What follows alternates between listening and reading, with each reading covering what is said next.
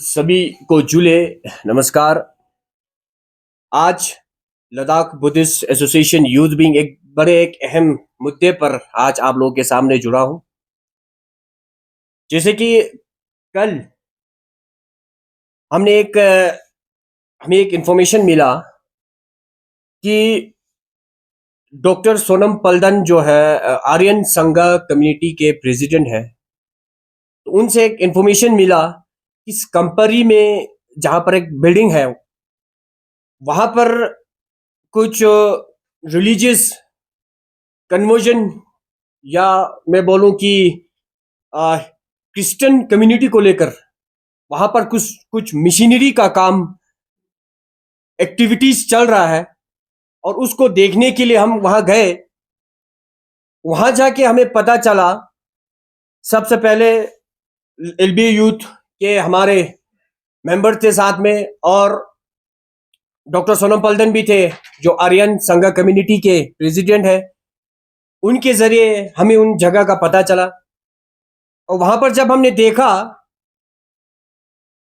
लगभग attach bathroom के साथ काफी रूम था और एक रूम में पूरा एक प्रॉपर एक ऑफिस सेटअप करके रखा हुआ था। और हमें बाद में पता चला कि जो ऑफिस है वो नॉन लोकल, यहाँ का लोकल नहीं मगर नॉन लोकल जो आसाम से है, नेपाल से है, 4-5 लोग वहां पर मिलके एक ऑफिस बना के रखा हुआ था। और वहां पर बच्चे हमारे जंस्कर से थे, अरियान वैली से थे और चंगतांग से थे काफी। तो उन सबको एक एक लैपटॉप उन्होंने दिया हुआ था और हर एक रूम में अपना अपना कुछ काम चल रहा था। तो हमने पता किया कि क्या चल रहा है। वहां पर जाके पता चला कि क्रिश्चियन कम्युनिटी के कुछ लोग जो बाहर से आए हुए हैं लद्दाख में, एक बिल्डिंग लेके रखा हुआ है और बिल्डिंग में का जो रेंट एग्रीमेंट जब हमने पढ़ा है तो वहां पर residential building with 4 attach bathroom with mattress and all लिखा हुआ था, विथ किचन अटैच बाथरूम और मैट्रेस एंड ऑल।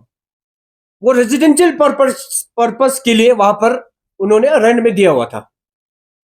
तो बाद में पता चला वहां कुछ भी वहां पर एक्टिविटी जैसे किचन सेटअप ना कुछ था, पूरा प्रॉपर एक ऑफिस सेटअप करके रखा हुआ था जहां पर हर एक बच्चों को क्रिश्चियन के बाइबल या कोई स्टोरी बुक जो क्रिश्चियन से रिलेटेड हो उनको ट्रांसलेशन करवा रहा था, जंस्कर के भाषा में, ब्रोक्सकत के भाषा में और चंगतंग के भाषा में।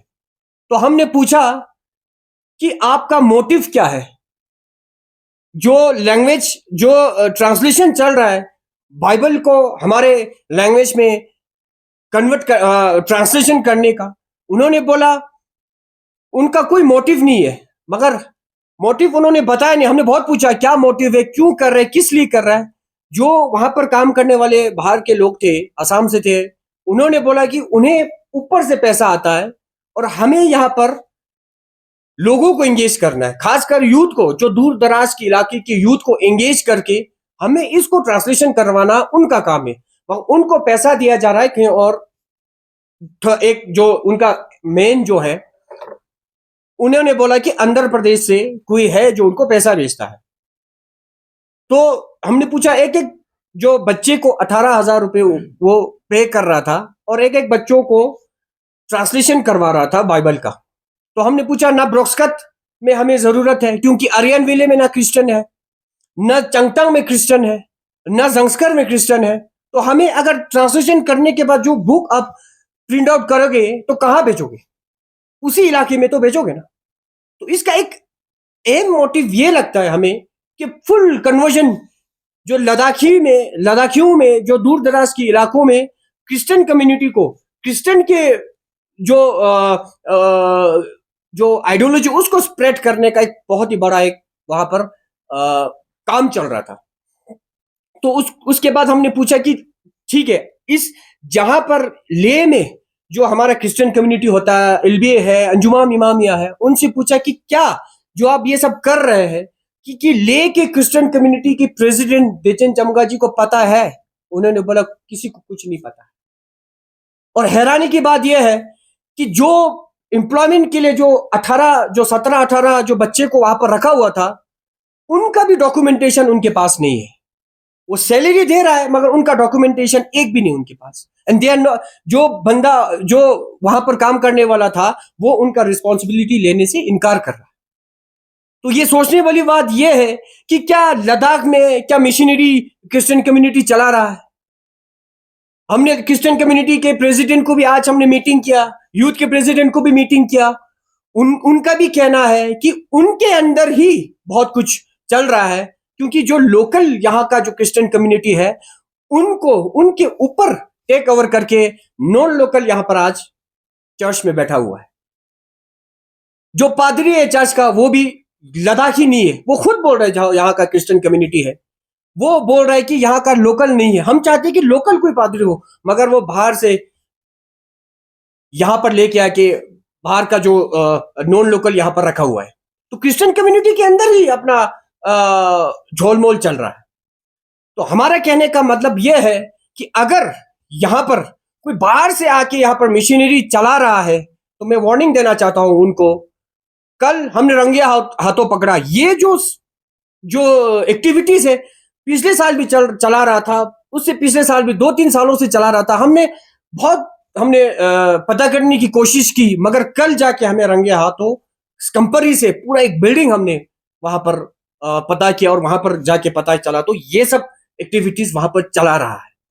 तो मैं कल पुलिस ने भी एक आपको एक नोटिस आपने देखा होगा कि रिलीजियस कन्वर्जन के ऊपर एक कुछ एक्टिविटी चल रहा है, 6-7 लोगों को अरेस्ट भी किया हुआ है, एफआईआर भी दर्ज किया हुआ है। तो मैं पुलिस से भी ये कहना चाहूंगा कि इस पर कड़ी से कड़ी एक इन्वेस्टिगेशन होना चाहिए। बिना लोकल के सपोर्ट के वो लोग यहाँ पर काम नहीं चला सकते, वो हमें भी पता है।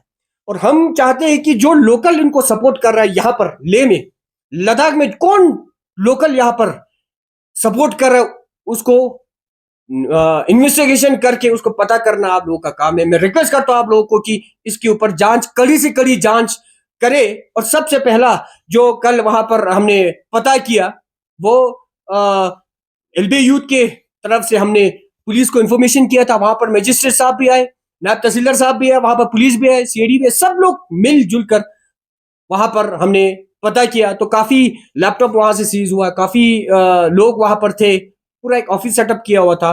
तो कहने का जो वो है, मैं यही कहना चाहूंगा, अगर यहाँ पर मशीनरी चलाने का आपका कोई अगर प्लानिंग हो तो बंद कर दीजिए। अगर हमारे हाथों, आज तो पहली बार है जब हमने रंगे हाथ पकड़ा था कल, अगर दोबारा अगर हमने पकड़ा तो हमने पुलिस के हाथों आपको नहीं हम सौंपेंगे, जो भी करना है हम खुद करेंगे। Thank you so much. जी, आपसे भी पूछना चाहेंगे क्योंकि ये अभी की बात नहीं है, पिछले साल भी इसके काफी चर्चे हो रहे थे। दूसरा सवाल ये पूछेंगे कि अभी तक कितना जो है फैमिलीज कन्वर्ट किया है?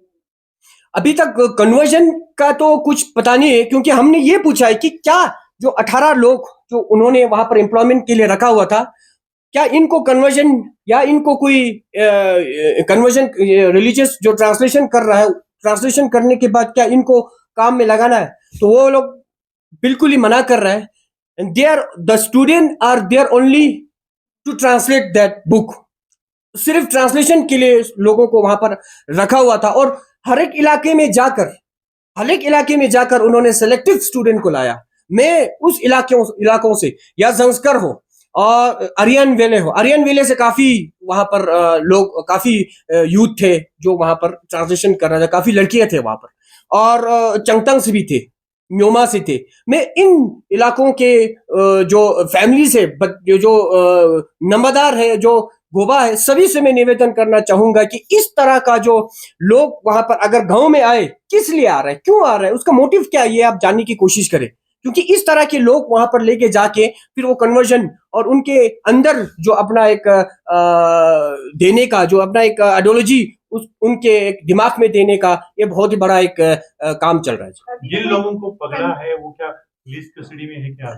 अभी पुलिस का इन्वेस्टिगेशन चल रहा है और हमें पता चला है कि 8 लोगों को गिरफ्तार किया हुआ है। जब हमने वहां पर देखा, वहां पर सिर्फ 3-4 लोग ही थे जो नॉन लोकल थे। अब कौन किसको कैसे गिरफ्तार किया और किस FIR के दर्ज में गिरफ्तार किया, वो पुलिस का काम है। हम चाहते हैं कि पुलिस इस पे कड़ी से कड़ी इन्वेस्टिगेशन करे। और था वहां पर आसामीज था, वहां पर नेपाल के लड़की थे जो नेपाल से यहाँ पर जानबूझ के यहाँ पर इसी काम को करने के लिए आया। और उनसे पूछा हमने कि क्यों आया, वो बोल रहे हैं कि हमें ऊपर से पैसा मिलता, हम तो सैलरी के लिए काम करते हैं।